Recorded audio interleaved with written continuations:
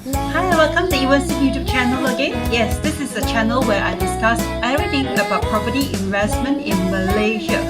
So recently our PM Mr. Muhyiddin has just newly announced the Economic Recovery Plan, which actually has touched on property sectors as well, and many has asked how would this actually impact our property market. So today this is the video that I'd like to make to document down this moment. I would say this would be the second property cycle our local Malaysia property market has undergone, where it would be quite similar to the 2008 when it was in the recession market cycle. So now 2020, in fact, we will say that our property market is also in recession market cycle.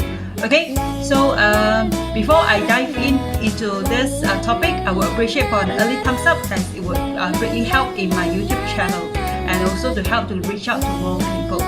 Okay, as we all know, I have mentioned in my previous video, property market actually move in a cyclical nature with boom and then followed with bust thereafter. So with this cyclical nature, it makes sense for us to actually invest in during the right market cycle, which is invest when the market cycle is in recession or when it is the buyer's market cycle, right? I have actually made a video previously on when our property market will pass and when our property market will go into boom, and what are the telltale signs that you can look out for to know that which property market cycle we are in. So I'll put a link up here. If everyone have heard what our PM Mr. Muhyiddin newly announced a few days ago, now the market is rife with the discussion on all this, which is the newly announced ERP, Economic Recovery Plan, which I would like to highlight three measures which are related to our property sector.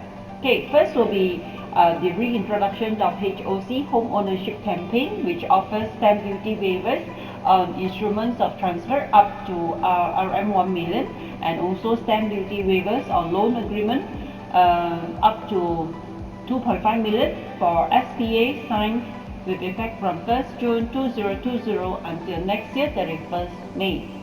Second, during this HOC period, the current 70% margin of financing limit will be lifted for third housing loan onwards for properties valued at 600k and above, excluding sub-sale. And the third one is the most lauded one, I would say, which is the real property gain tax RPGT exemption for residential property disposal made from 1st June 2020 until next year 31st December, but it is limited to 3 units per individual, not applicable to company. With this newly announced favorable policies towards our property sector, many people who are planning to buy property or those who are already a property investors are actually asking how would all these policies impact our housing market in the next 12 to 18 months.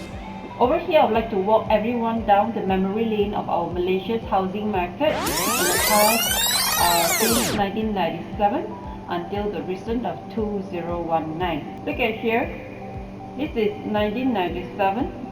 Remember, those who are like in my age would have known what happened in 1997, which is a major event, Asian financial crisis, where Malaysia's property market actually entered into recession from a growth of 1.9% per annum down all the way to negative 9.4 on the following years, which is 1998. Okay, then after that in 1999 it actually moved up a bit, but it was still in negative region. But did you know what happened then? Then our government actually launched HOC, sound familiar? Home Ownership Campaign for 2 years, 1998 and 1999. So over here, after the HOC was being launched, it has successfully pushed our housing market up from a negative 9.4 to negative 2.3. Wow. And then all the way up in year 2000 to 6%. Then after that, it come down again. So from here, you can see that our housing market starts a recovery phase since 2001. Every other year, our housing prices has been on an increasing trend, okay, continuously for a few years. Until when it comes to 2004, there was a decline from 4.8% to 2.4%. Guess what happened in year 2004? Yes, there was SARS outbreak from Hong Kong, which actually also caused our housing market in Malaysia to tumble down from a high of 4.8% to 2.4%. Then after that, the market continues to decline further to 1.9 before it actually went up again, recovered in 2007. Okay, then just when our market was about to come out from recovery, it actually went down again. If you know, in 2008, one of the major events also happened, which is US subprime mortgage crisis, which happened in between 2007 to 2008, which caused our housing market to also plunge down.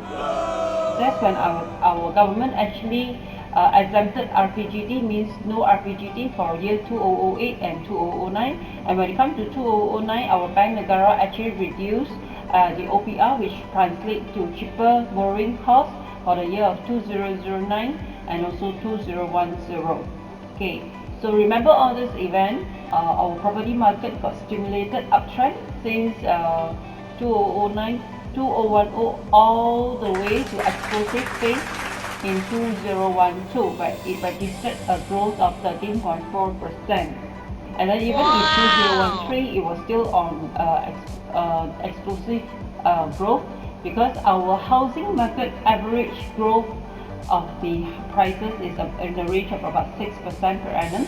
So anything above 6% would still consider under explosive phase until 2015, when a major event also happened locally in Malaysia, which was the implementation of GST in 2015, 1st April.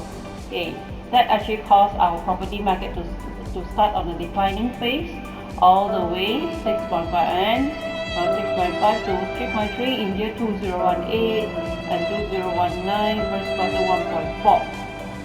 Okay, so as you can see, our property market actually was in the recession phase ever since 2015 all the way to 2019. What about 2020? In fact, I would have to share with you another slide, which I would share what I predict in my own personal opinion would be the likely movement of our housing market in the next 2 to 3 years from now. Remember, in 2019, our Bank Negara started to reduce OPR, and in 2019, HOC was also introduced, okay, from January 2019 to June initially, and then it was further extended till December 2019.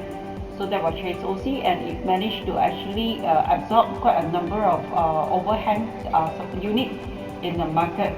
Okay, and now when everyone thought that 2020 is going to be a recovery phase for our housing market, who knows, Miss Rona comes along in the month of February, and we entered into MCO when it comes to March, and until now June we are in recovery MCO. So let's see, recently from the announcement by our PM, Mr. Muhyiddin, the measures that will be implemented from now 2020 June until next year would be the reintroduction of HOC until next year, and OPR is currently at its lowest as well, 2%, which means currently if you were to take up a mortgage loan, your effective borrowing rates will be as low as about 3.2 to 3.5 only per annum, compared to previously was at a height of 4.8 to 4.9. And then the most welcome measures, which is zero RPGT. That means even now, if you were to sell off your property, regardless of you only own it for 1 year or 2 years, there will no longer be any tax that you have to pay on the profit that you make. Okay, so this will be until next year. And of course, the removal of loan to value 70%. But currently, as what we understand, this LTV 70% removal for the third housing loan is only applicable to property under HOC and price 600,000 and above.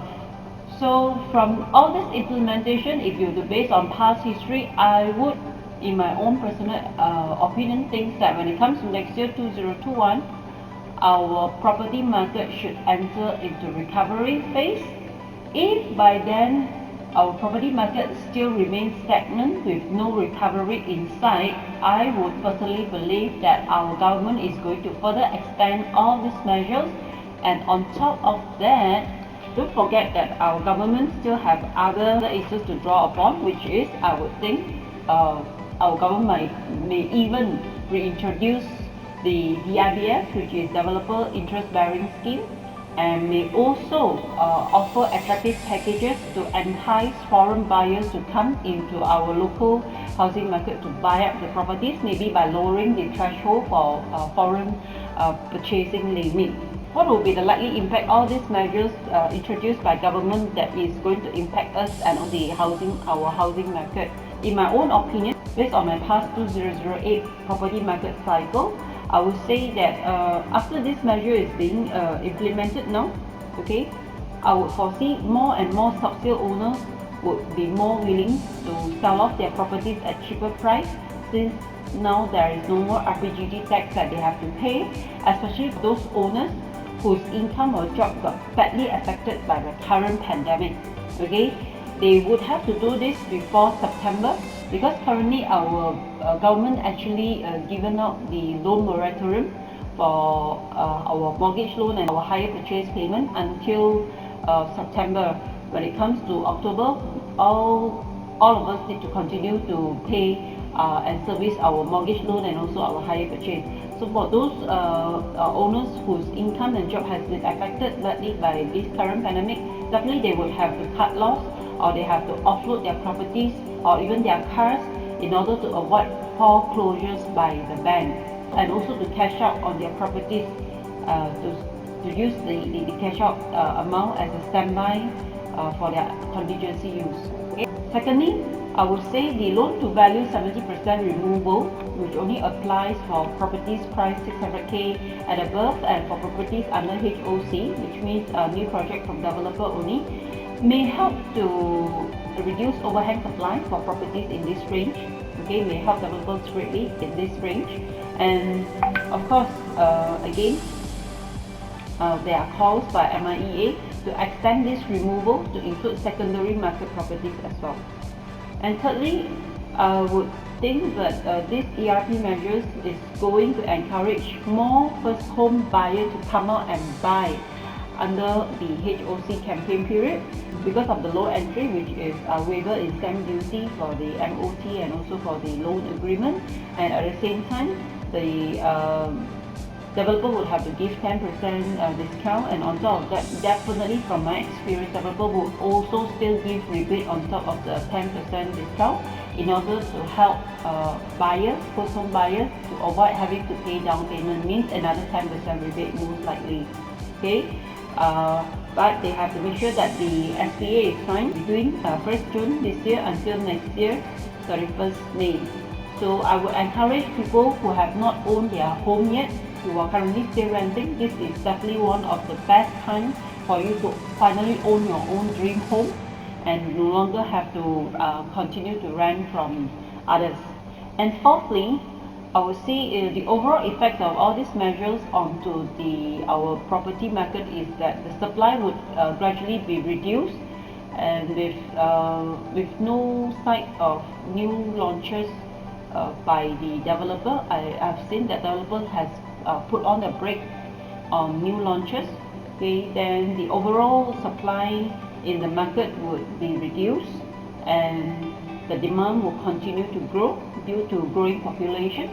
The market will eventually reach a point where it will enter into recover, especially when demand outpaces the supply, and slowly it will recover back, and definitely eventually it will go back into explosive phase, which we witnessed previously from year 2010 until 2014. So in conclusion, I would say that it's very clear that our government is bent on to stimulate our property market, and if by 2021 our property market still remains stagnant, you can bet 101% our government would continue to extend all these measures and even add on other measures as well. So as I have always advocate to my clients and also students, as a property investors, it is always wise for us to invest along with the government. We won't be wrong by doing that. Okay, when the government get together to introduce all the policies to make sure that the housing market is being stimulated up, eventually the housing market would head into that trend.